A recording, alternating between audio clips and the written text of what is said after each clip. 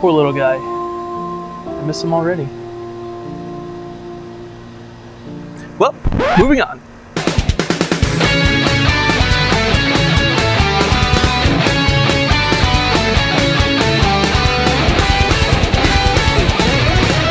By 1992, Sega was on a roll.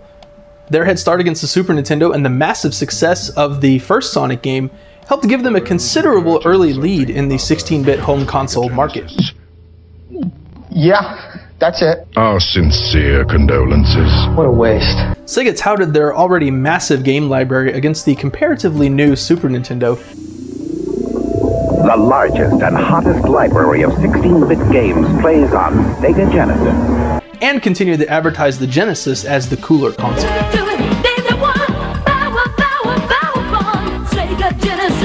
Genesis. Absolutely Sega Genesis. A Sony focus group even found that teenage boys were more willing to admit to owning a Sega Genesis than a Super Nintendo. Video games you can buy. Sega's excellent. It's better than like Nintendo. It's fantastic. Sega's way ahead. Way more games in the competition. A lot of games. I won't spend for Super Nintendo anyways. If you're not playing these games, you're a giant loser. And around this time is where the infamous blast processing term was coined. The Sega Genesis has blast processing. Super Nintendo doesn't. So what's blast processing do? And what if you don't have blast processing? So with all this success going for them, Sega decided to keep the ball rolling by making another Sonic game.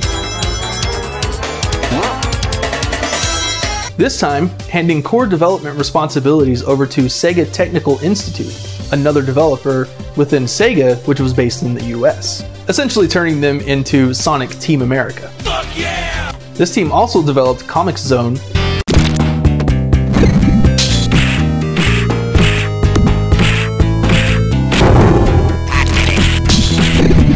Kid Chameleon, and Die Hard Arcade.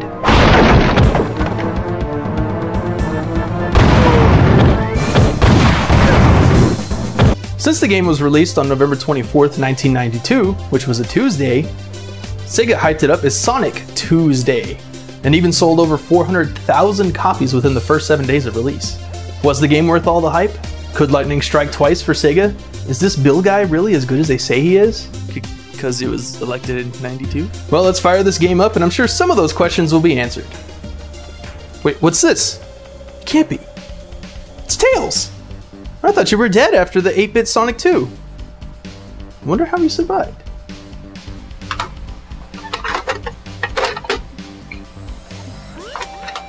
Never mind that, check out this title screen!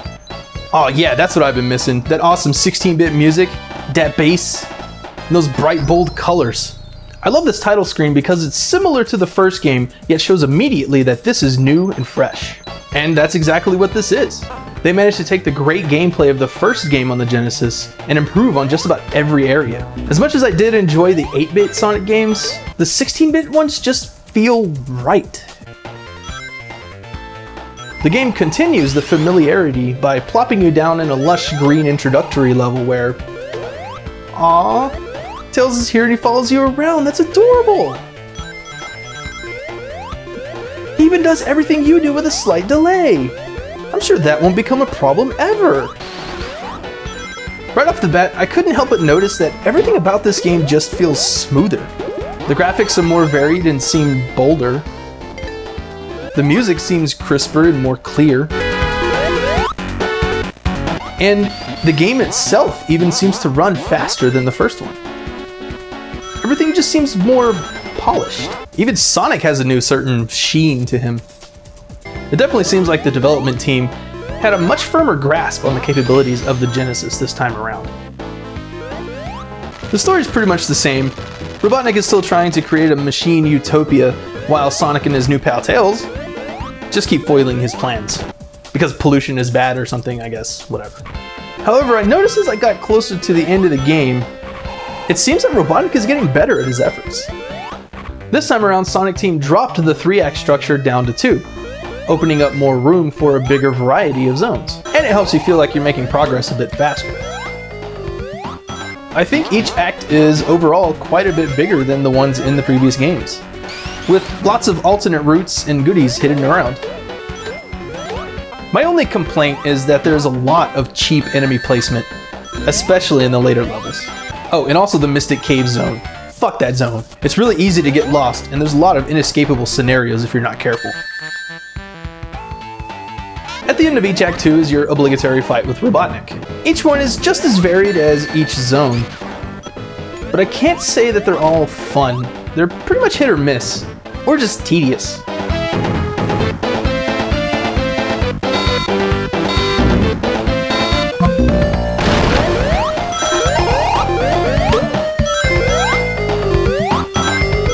God damn it, Tails! Okay, calm down. I'm totally glad he survived the last game. How did he survive anyway? I mean, he sure does take a lot of punishment and keeps on going. He doesn't even have any rings to protect him.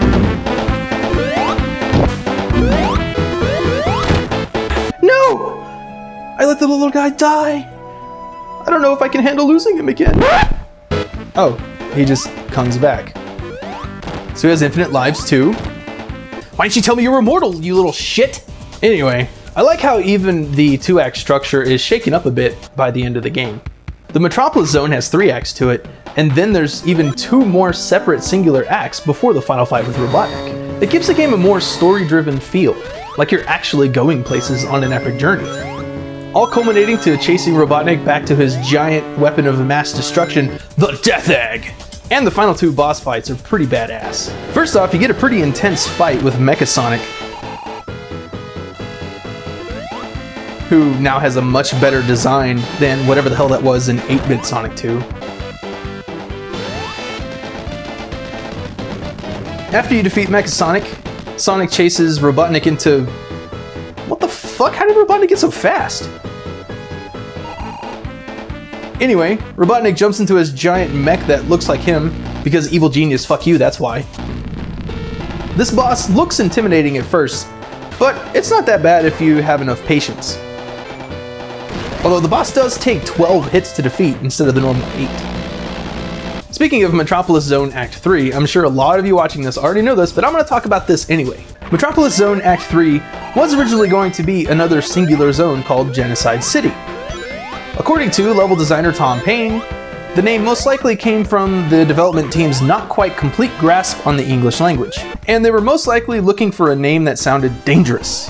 However, instead of just changing the name, they decided to scrap the whole level. However, the level wasn't completely scrapped.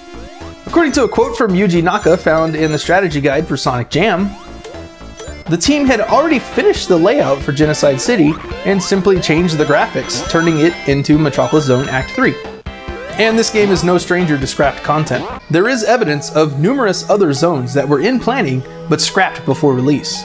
The 2 probably most well known were Dust Hill Zone and the Hidden Palace Zone, both of which were shown quite a lot in very early promotional images. Dust Hill Zone, according to level artist Brenda Ross, was poised to be included in the final game, but Sega's insistence on getting the game to release before Christmas meant the team had to make a lot of cuts. Hidden Palace Zone, however, had a bit more story significance. Originally, Sonic would be transported to Hidden Palace Zone after collecting all 7 Chaos Emeralds, where he would gain the ability to become Super Sonic. A portion of the first act of Hidden Palace was playable in the prototype that was given to Nick Arcade. Go! Okay, she grabbed the ring, she lost the... And some remnants of the zone are still present in the final game. You can still hear the music track for the zone from the sound test.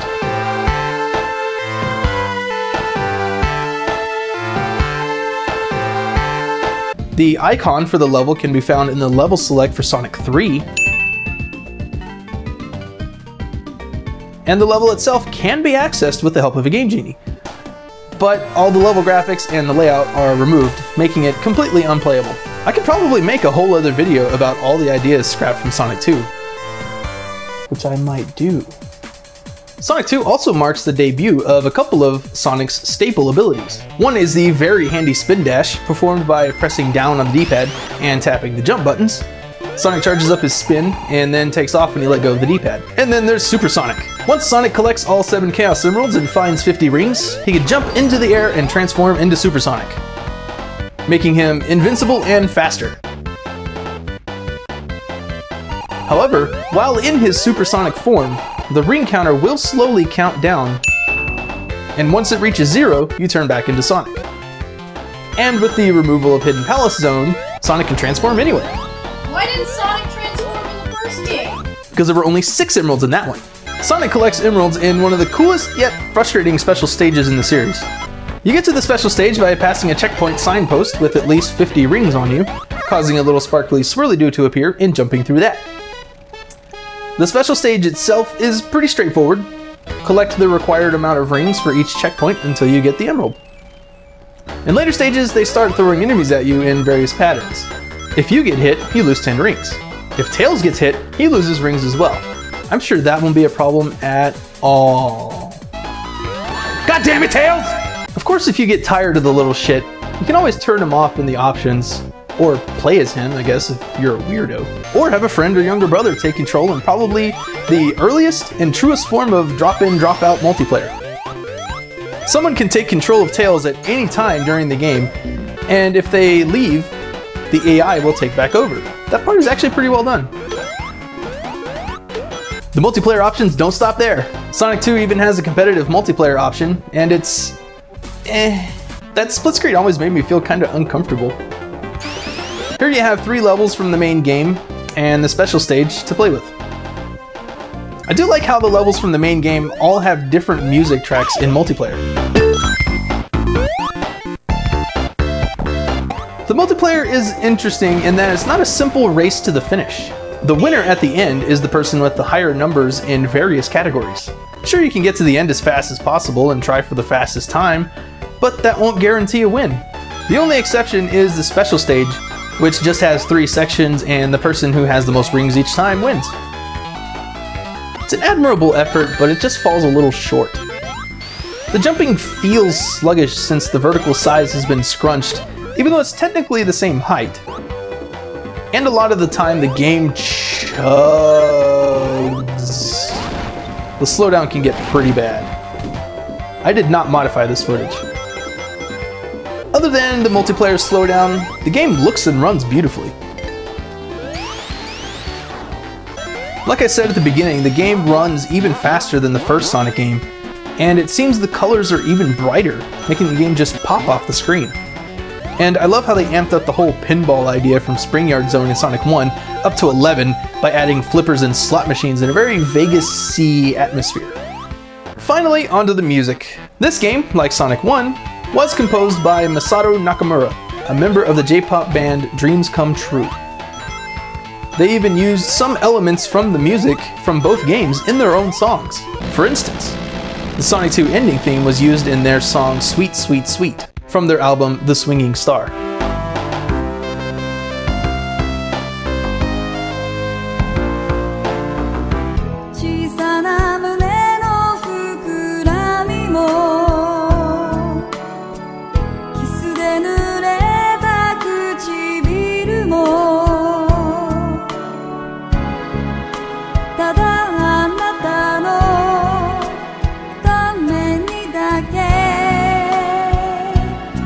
Honestly, with the soundtrack, I can take it or leave it. For every track I like, there's another one that I really dislike or just feel meh.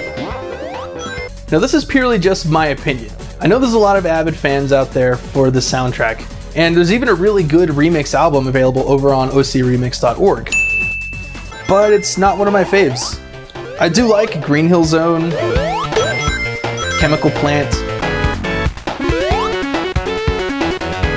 and even the Mystic Cave Zone music.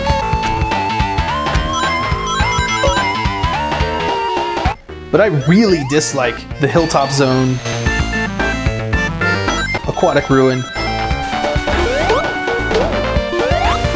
and oh god, that ocean music!